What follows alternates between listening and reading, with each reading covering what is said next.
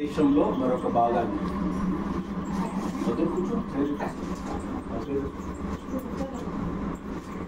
మరొక భాగాన్ని మనం జ్ఞాపకం చేసుకుందాం. The fruit of the light, వెలుగు ఫలమును వచ్చినటువంటి కొన్ని సంగతులను మనము ధ్యానం చేద్దాం. యెషయా గ్రంథము 60వ అధ్యాయం 1వ వచనంలో మరొక మాట జ్ఞాపకం చేస్తున్నాడు. నీకు వెలుగు వచ్చినది, లెమ్ము తేజరిల్లము, యెహోవా మహిమ నీ మీద ఉదయించు. ప్రియమైన దేవుని పిల్లారా, వెలుగు అందరినీ తాకుతుంది, వెలుగు అందరినీ ఆవరిస్తుంది, కానీ ఆ వెలుగును చూడలేనటువంటి వారుగా ఉన్నారు. నాకు వెలుగును గుర్తున్నటువంటి మాటలు వింటున్నప్పుడు, ఆ సందేశం చెప్తున్నప్పుడు ఇంట్లో మా పాప లైట్ ఉంటే పిల్లోడు పడుకోడని ఆ లైట్ బంద్ చేస్తారు. ఆ లైట్ ఒకవేళ వాళ్ళు లేచిన తర్వాత లైట్ వేసి బయటికి తీసుకొద్దామంటే కళ్ళు తెరిచి చూడరు. ఎందుకంటే చీకటికి అలవాటైనటువంటి వారు వెలుగును చూడలేరు. దేవుడు సెలవిస్తున్నాడు, మీరు చీకట్లో ఇంకెంతకాలం ఉంటారు, లెమ్ము తేజరిల్లు అంటున్నాడు. యెహోవా మహిమ నీ మీద ప్రకాశించుచున్నది కదా. ఆయన యొక్క మహిమ నిన్ను ఆవరిస్తుంది, కానీ ఆ మహిమను మనము చూడలేకపోతున్నాం కదా. దేవుని సన్నిధి మన మధ్య ఉన్నా, దేవుని సన్నిధి మన మధ్య అర్పిస్తుంది. దేవుని సన్నిధి మన మధ్య ఉన్నా ఎక్కువ అవుతున్నాం.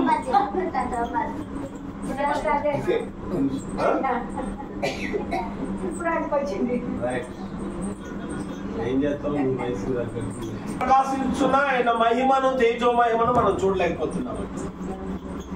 ప్రియమైన దేవుని,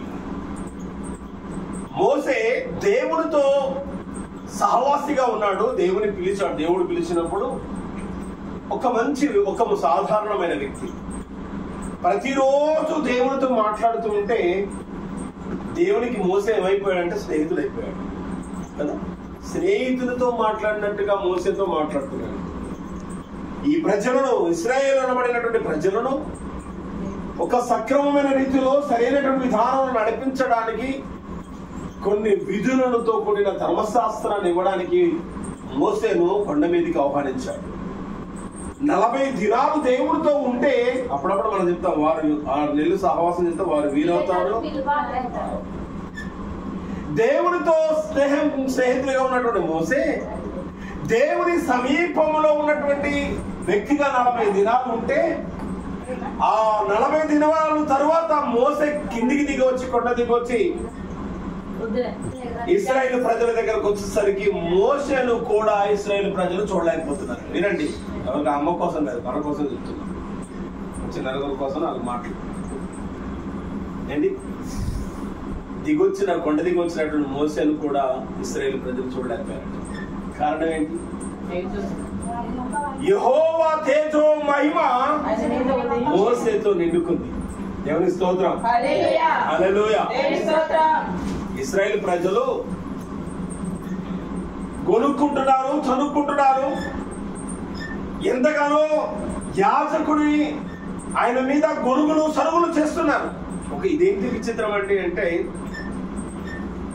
యాజకుని నిందించిన, యాజకుని అవమానపరిచిన దేవుణ్ణి. అందుకని ఇశ్రాయేలు ప్రజలు ఎవరు కూడా వాగ్దాన దేశంలోనికి. ఈ సందర్భాన్ని చెప్తుంటే నాకు ఒక సంగతి జ్ఞాపకం వస్తుంది. కానాను దేశాన్ని వేగులు చూడడానికి కొందరిని పంపిస్తే, కానాను దేశాన్ని వేగులు చూడడానికి పంపిస్తే, వేగు చూడడానికి వెళ్ళినటువంటి వారు ఎవరై అంటే ప్రధానులను, ప్రత్యేకించబడినటువంటి వారు, వారి తెగల ప్రకారంగా కొందరిని ఏర్పాటు చేసి 10 మందిని పంపించాడట. 10 మంది ఆ కానాను దేశాన్ని చూడడానికి వెళ్ళి క్షేమంగా దేవుడు మన వాళ్ళు బయటికి తీసుకొస్తే, వారు తీసుకొచ్చిన సాక్ష్యం ఏంటంటే, అనవసరంగా వచ్చాము మనం కానాను దేశం, అక్కడ ఐగుప్తులో ఉంటేనే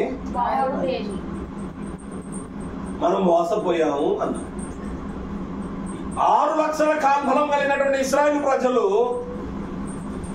ఆనాడే కాదు, ఈనాడు కూడా ప్రజలు దేనిని స్వీకరిస్తారా అంటే మంచిని త్వరగా స్వీకరించాలి. వాళ్ళు వచ్చే ఆటము 10 మందిని పంపిస్తే 10 మందిలో 9 చెప్తున్నటువంటి సందేశం ఏంటంటే, అనవసరంగా వచ్చాము, ఐగుప్తులో ఉంటేనే బాగుండేది. ఇది అక్కడికి అలవాటు పడిపోయారు, చీకటికి అలవాటు పడిపోయారు. ఏంటండి ఆ మాటలు? ఒకసారి ఆలోచిస్తే, వాగ్దాన దేశం దేవుడిస్తానడం తప్ప, ఎర్ర సముద్రాన్ని 2 పాయలు చేసి బయటికి తీసుకొచ్చినది తప్ప. వాళ్ళ కళ్ళారా చూశారు కదా, దేవుడు ఆశ్చర్యమైన కార్యాలు చేశాడు. 10 తెగుళ్లను ఐగుప్తు దేశంలో చూపించినటువంటి దేవుడు, ఐగుప్తు దేశమే అంధకార చీకటమైపోయినటువంటి సందర్భాన్ని వారు కనులారా చూశారే. వాగ్దానం ఇచ్చి దేవుడు బయటికి తీసుకెళ్తాడు అనే నమ్మకాన్ని మీరు కలిగించాల్సినటువంటి పరిస్థితి నుంచి చేయాల్సినటువంటి వేగు చూడడానికి వెళ్ళిన ప్రతినిధులు, లేక ఆ సంఘానికి నాయకులుగా, లేక సమాజానికి ఒక లీడర్షిప్ గా ఉన్నటువంటి వారు చూడడానికి వెళ్ళి ఏమన్నారంటే, అమ్మో మనకంటే చాలా ఎత్తున్నారు వాళ్ళు ఏంటి, కానానీయులు అంతా వాళ్ళు అక్కడ ఎలా ఉన్నారంటే, కానాన్ దేశంలో బలాఢ్యులు, చాలా ఎత్తైనటువంటి వారు, సొగసైనటువంటి వారు, మనకంటే చాలా కదా. ఎవడైనా మనం పొగుడుకునే వాళ్ళు కానీ ఇతరులు పొగుడుతారా? ఎంత బాగలేకపోయినా అర్థం కదా, ఎంత వృద్ధాప్యంలోకి వచ్చినా అమ్మ అర్థం పెట్టుకొని కూర్చుంది. అంటే అప్పుడప్పుడు మనం ఏం చూస్తామంటే, మన ముఖాల విందాన్ని నేను ఎలా ఉన్నాను అని అప్పుడప్పుడు మన ముఖాల విందాన్ని చూసా బాగున్నాను అనుకుంటే బ్రతకగలం కదా. అవునే కదా, మనం బాగున్నామంటేనే బ్రతకగలం. కానాను దేశాన్ని చూడడానికి వెళ్ళి వచ్చి వామో వాళ్ళు మనకంటే బలాట్లు, అనవసరంగా ఐగుప్తు దేశం నుంచి మనని ఈ మోసే బయటికి తీసుకొచ్చాడు అని ఒక సాకు, ఒక బలహీనం కలిగినటువంటి మాటలు ఇశ్రాయేలు ప్రజలతో చెప్పగానే వాళ్ళందరూ కూడా ప్రియమైన వాళ్ళారా ఆ చెప్పుడు మాటలకి వాళ్ళు తలొగ్గిపోయి మోసేను నిందించడం మొదలు పెట్టేశారు కదా. ఇప్పుడు అనుకుంటున్నారు వాళ్ళందరూ కూడుకొని, ఏమనుకుంటున్నారంటే, ఇక రండి మనం వెనక్కి వెళ్దాం. మళ్ళీ ఎక్కడి నుంచి వచ్చామో అక్కడికి వెళ్ళిపోదాం. ఎందుకంటే మనం వచ్చిన చోటు మనకు తెలుసు కాబట్టి. 40 రోజుల్లో నడవాల్సినటువంటి ఐగుప్తు దేశం నుండి కానాను దేశానికి రావాల్సిన వారు 40 సంవత్సరాలు నడిపించడం మనకు బుద్ధి రాలి. ఏంటి మన జీవితాలు కూడా కదా. లెమ్ము తేజరిల్లుము, నీకు వెలుగు వచ్చి ఉన్నది, యెహోవా మహిమ నీ మీద ప్రకాశిస్తుంది. వాళ్ళందరూ కూడుకొని అనుకుంటున్నారు మనకు ఒక వెనక్కి వెళ్ళాలని ఇప్పుడు ఎవరు కావాలట, 6 లక్షల జనాభా నడిపించాలంటే మళ్ళీ ఒక నాయకుడు కావాలి, నాయకులు దొరకొచ్చేమో కానీ యాజకుడు, దేవుడు ఏర్పరచుకున్నటువంటి మనుషుడు దొరకడం కష్టం. ఎందుకంటే ఒకవేళ నాయకుడు దొరకవచ్చు కానీ మోసే మళ్ళా దొరకడు కదా. మోసేతో ఏముందంటే, యెహోవా తేజో మహిమ ఆయన చెంత ఉంది. ఆయన నడిపిస్తున్నప్పుడు యెహోవా మేఘ స్తంభంలో ఉన్నాడు. పగలు మేఘ స్తంభంలో ఉన్నాడు, రాత్రి స్తంభం. ఆయన లేకపోతే దేవుడు పోతాడా? మరెమ్మడి పోతాడా? అంటే అలా పోయినా చావాలి కదా. అక్కడున్నా ఏడ్చారు, ఏడ్చారు. ఐగుప్తులో ఉండి కూడా అయ్యో మనం బతికించని ఏడ్చారు. వారి ఏడుపు చూడలేక దేవుడే మనసు మార్చుకొని మళ్ళీ తీసుకొస్తే ఇక్కడ ఏడుస్తున్నారు. మళ్ళీ ఇక్కడేమి ఎందుకు ఏడుస్తున్నారు అంటే, మేము అక్కడికే పోతామని ఏడుస్తున్నారు. ఒక్క తోక వంకర అన్నట్టు. ఎంత సాయిగా తీసి పండగట్టినా ఆ తోక పండగట్టినా వంకరే అన్నట్టుగా మన జీవితాలు మారినంత వరకు దేవుని తేజో మహిమ మన మీదికి దిగి రాదు. మనం లేవాలి అంటున్నాడు. కూర్చున్న స్థలంలోనే నువ్వు ఆగిపోకు, లెమ్ము యెహోవా మహిమ.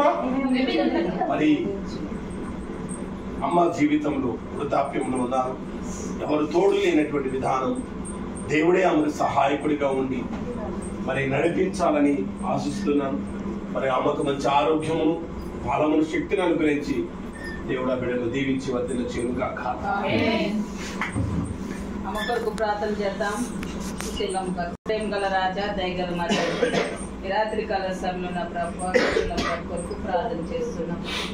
అయా ఒంటరిగా ఉంటుంది నా తండ్రి, వృద్ధాప దశలో ఉంటుంది తండ్రి. ఇటువంటి పరిస్థితులు బలహీనరాలుగా ఉండి ఒక్కటే ప్రభావం ఉంటుంది నా తండ్రి.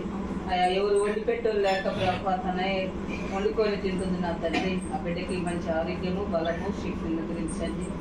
అయా ఈ కొద్ది కాలంలో ప్రభు నా దేవుడు నాకు గొప్ప కార్యాలు చేస్తాడని నమ్మి నీ ఎడల ప్రభు విశ్వాసం ఉంచినట్లయితే తండ్రి ఈ జీవితాన్ని వారు అయ్యా ఇంకా కొనసాగించేటప్పుడు నీ శక్తిని, సామర్థ్యాన్ని అనుగ్రహించండి.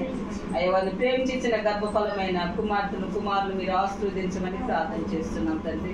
వారి కోడళ్ళు, వారి మనవళ్ళు, మనవరాళ్ళందరూ దీవించండి. నీ కృపలతో నింపమని ప్రార్థన చేస్తున్నాం తండ్రి. ఎటువంటి బలహీనతలు పడిపోకుండా నీ సహాయాన్ని అందించండి. పగులు ఎండ దెబ్బను, రాత్రి వెన్నెల దెబ్బను తగలకుండా ఈ వృద్ధాప్య దశలో ఉంటున్న తల్లిని ప్రభు కాపాడమని ప్రార్థన చేస్తున్నాం. ఇకనైనా ప్రభువా నీ యొక్క వైపు చూసే భాగ్యాన్ని అనుగ్రహించండి. మేము తేజరిల్లుము యెహోవా మహిమ నీ మీదకు వచ్చిన్నదని ప్రభువా నీ దైవదాసులు సెలవిచ్చిన మాట చెవులు పెట్టుకుని విని ప్రభువా విశ్వాసం ఉంచే భాగ్యాన్ని అనుగ్రహించండి. వృద్ధాప్య దశలో ప్రభువా యేసు అనే నా నోటితో ఒప్పుకుంటే రక్షింపబడతారని సెలవిస్తున్నారు. అయా బతికిన కాలము 70, 80, జీవించిన కాలము ఎంతో కాలం నా తండ్రి. అయినప్పటికీ ప్రభు నీతో గడిపిన కాలం ఎంత ఉన్నదో ప్రభు చూసుకునే భాగ్యాన్ని అనుగ్రహించండి. రోజు నీ బిడ్డలందరూ దీవించండి, ఆశీర్వదించండి. ఇన్న వాక్యాన్ని హృదయంలో ఫలించినట్టుగా నీ సహాయాన్ని అందించి కృపలతో నింపమని యేసు నామములో వేడుకుంటున్నాను తండ్రి. ఆమేన్. మన ప్రభువును ప్రియరక్షకుడైన యేసుక్రీస్తు ప్రభువు వారి యొక్క కృప, తండ్రి అయినటువంటి దేవుని ప్రేమ, పరిశుద్ధాత్మ సన్నిధి, సహవాసం చేరి వచ్చిన మనందరికీ మనం చేర్చుకునే కుటుంబాన్ని తోడేటి కాపాడును గాక. ఆమేన్.